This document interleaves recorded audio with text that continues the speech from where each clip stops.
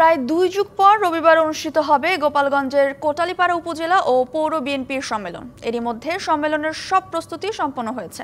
আওয়ামী লীগের ঘাঁটি হিসেবে পরিচিত উপজেলার সম্মেলনকে ঘিরে নেতাকর্মীদের মাঝে বইছে আনন্দের বন্যা। তাদের প্রত্যাশা মূল্যায়ন পাবে দীর্ঘদিন ধরে আন্দোলন সংগ্রামে থাকা নেতাকর্মীরা। গোপালগঞ্জের কোটালীপাড়ায় সড়ক ছেয়ে গেছে ব্যানার আর ফেস্টুনে, স্থানে স্থানে নির্মাণ করা হয়েছে তোরণ।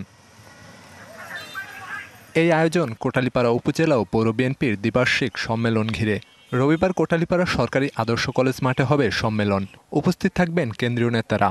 আমাদের লোকজন যারা প্রার্থী বা আমাদের সমর্থনকারী, এরা আমাদের যেমন গেট বা তরুণ বানানো, তারপরে যে আমাদের যে ফেস্টুনগুলা ব্যানারগুলা, এগুলো আমাদের প্রায় সমাপ্ত হয়ে গেছে। আওয়ামী লীগের ঘাঁটি হিসেবে পরিচিত এই উপজেলায় গেল 17 বছর রাজনীতির মাঠে থাকতে পারেনি বিএনপি। দীর্ঘদিন পর তাই সম্মেলন ঘিরে উচ্ছ্বসিত নেতাকর্মীরা। মাঠের অলরাউন্ডার আমি, আর ঘরের allrounder Tylox. Tylox toilet cleaner, clean মানেই টাইলক্স। ফ্যাসিস্ট সরকারের আমলে নির্যাতনের শিকার ত্যাগী নেতাদের মূল্যায়ন করা হবে, এমন প্রত্যাশাই তাদের। কোটালীপাড়ার মাটিতে শুধু আওয়ামী লীগ নয়, কোটালীপাড়ার মাটিতে আওয়ামী লীগের চেয়েও শক্তিশালী সংগঠন বাংলাদেশ জাতীয়তাবাদী দল। যারা দীর্ঘদিন ত্যাগী নেতাকর্মী আছে তাদেরকে সৎ পজিশন দিয়ে সামনের দিকে এগিয়ে যাবে সংগঠন। সফলভাবে সম্মেলন শেষ করার প্রত্যাশা উপজেলা বিএনপির।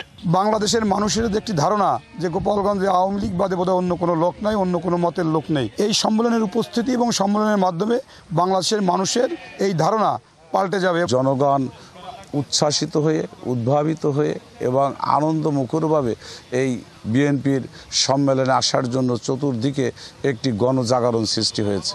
সম্মেলনের নেতৃত্ব বেছে নেওয়া হবে গণতান্ত্রিক প্রক্রিয়ায়, বলছেন জেলা বিএনপির আহ্বায়ক। বাংলাদেশ জাতীয় দল একটি গণতান্ত্রিক দল, গণতন্ত্রে বিশ্বাসী দল। সেখানে গণতান্ত্রিক প্রক্রিয়ায় সেখানে নেতা নির্বাচিত হবে এবং যোগ্য ব্যক্তিরাই নেতৃত্বে আসীন হবেন। এই সম্মেলনের মধ্য দিয়ে জেলায় বিএনপি আরও সুসংগঠিত হবে বলে মনে করেন নেতাকর্মীরা। DBC news desk.